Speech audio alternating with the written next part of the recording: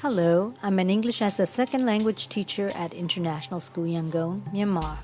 I teach grades 4 and 5 ESL classes. This year, I have altogether 6 English language learners who are at various English proficiency levels. In grade 4, there are 4 English language learners, 3 in one section and 1 in the other. However, in grade 5, there are 2 English language learners, 1 in each section. As an ESL teacher, my main responsibility focuses on these ELLs. At the end of course 4, I had brainstormed a few ideas and eventually decided to combine 2 of them.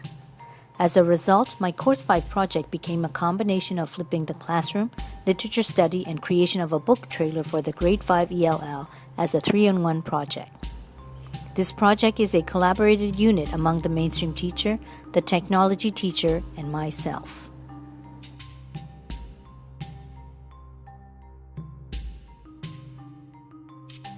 I chose this lesson as I wanted the ELL with the most limited English to become confident and successful in participating in the mainstream class. This particular student entered the school year with extremely limited English and has been pulled out of the classroom during language arts.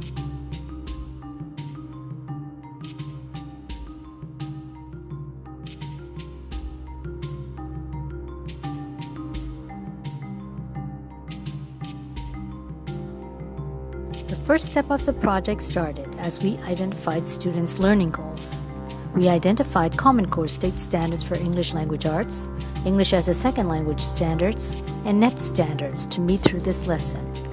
My overarching learning objective for the ELLs is, given ESL support, they develop proficiency in English language and literacy as they engage in challenging academic tasks in the mainstream classroom.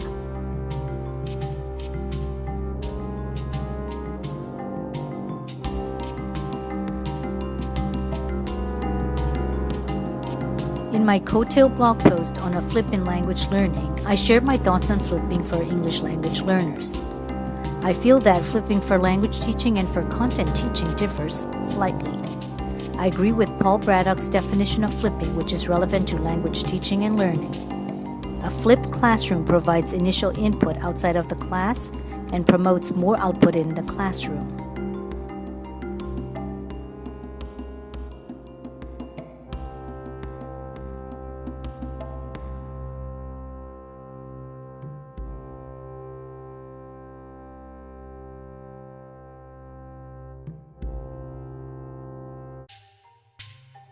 In fact, I did a simple double flip.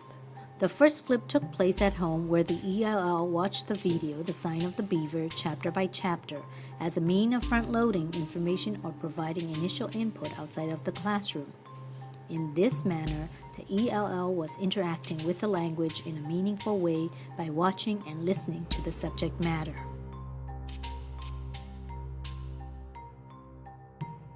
After watching the assigned chapter from the video, the second flip took place in the ESL class.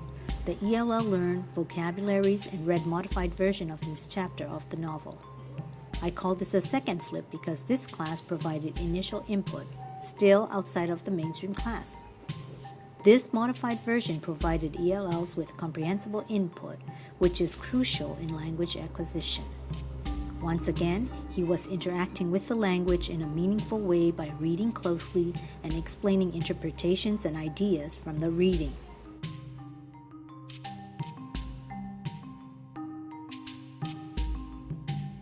It also promoted more output in 2 classrooms, one being writing chapter summaries in the ESL class, which is language production through composing literary texts.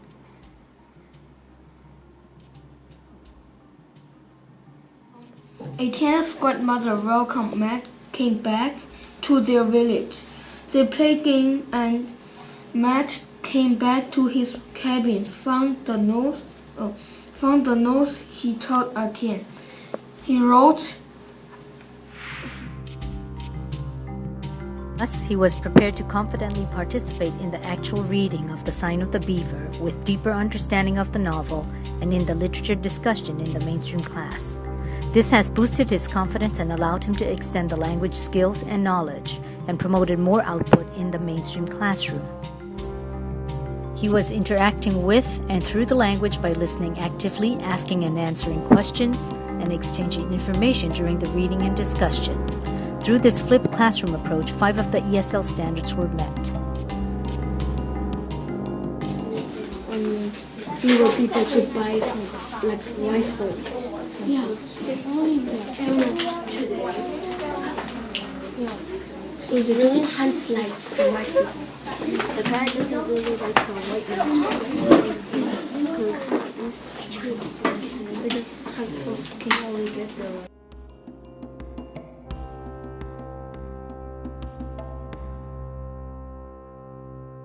I also feel that using the flip approach was successful as I was able to employ the 5 elements of flip. Flipping has enabled previewing of the content, giving incentive to prepare for the class, providing a mechanism to assess students' understanding, and providing in-class activities that focus on higher-level cognitive activities.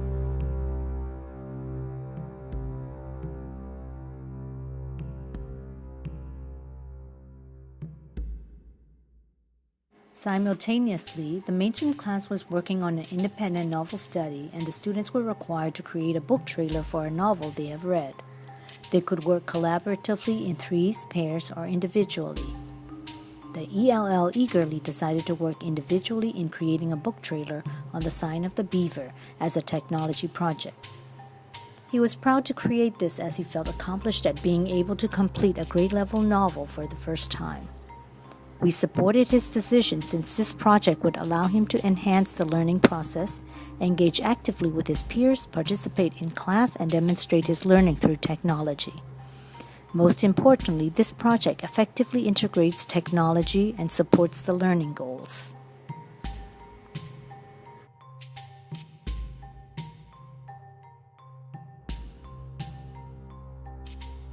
Since the school internet is still limited, the IT teacher suggested that we use Animoto for the book trailer project, as it loads faster than other applications that have been tried out.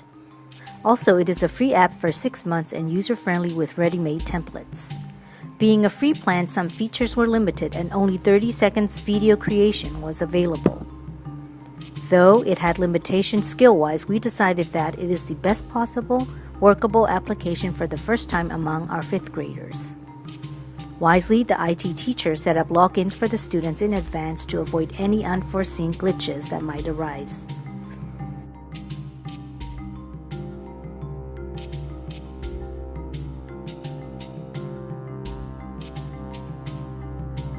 The book trailer project was introduced to the students viewing a few sample book trailers.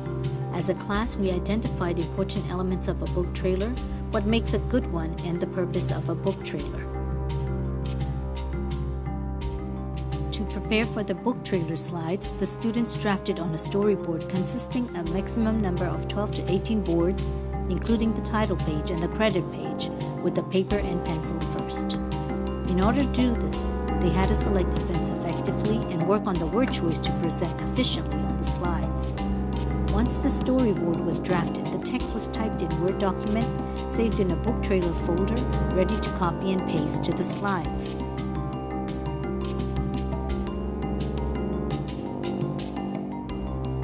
The next step was to search and collect suitable images for each slide. This was the teaching point of digital citizenship, copyright infringement, and giving attribution.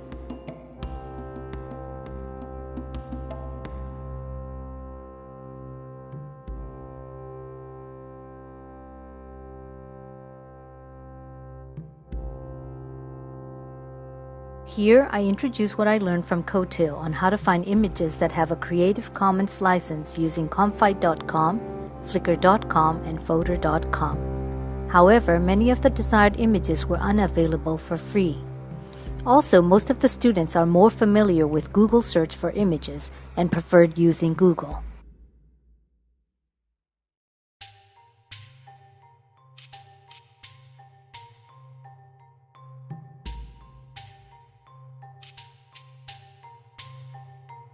As a mean to compromise this, I discovered on Google search that by either adjusting the settings to advanced search or expanding search tools, users can filter the search by usage right, sizes, and so on. This became one of the transformational moments for me and my students. The students collected images and the citation information in the folder ready to upload to the slides. After the images were collected, the students searched for suitable background music from royalty-free music and saved them in the folder ready to upload to the slides. Now that the collection stage of text, image, sound, and citation was completed, Animoto was introduced to the class. The IT teacher has readily created individual logins for the class since we only had 45 minutes a week computer lab time. The students learned how to import text, upload images and music, edit and save their work, and upload it for sharing session by session.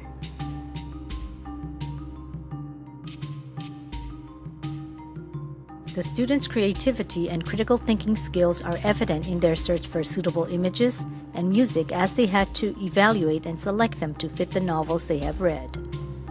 For instance, the ELL filtered his search of image to match up with the time setting of the story.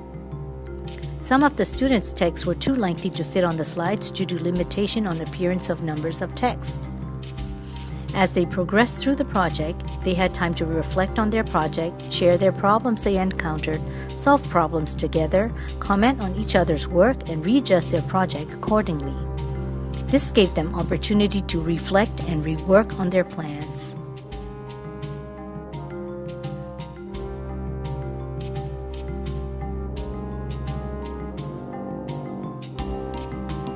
Once the book trailers were completed, the students shared it among the 2 grade 5 classes, showcased it on the school main folder, and also presented at the elementary assembly with a live audience.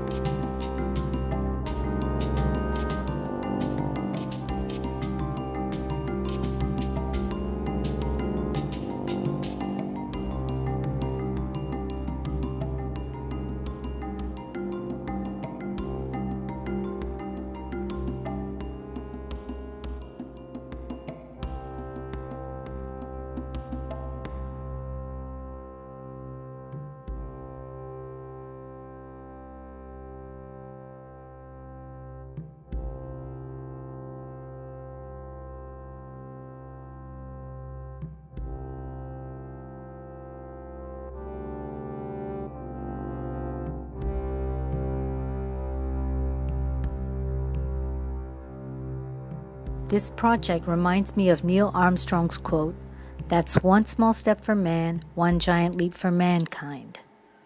Definitely, this is a one giant leap for me and my students. Last but not least, I'd like to proudly present the book trailer that was successfully created by the ELL.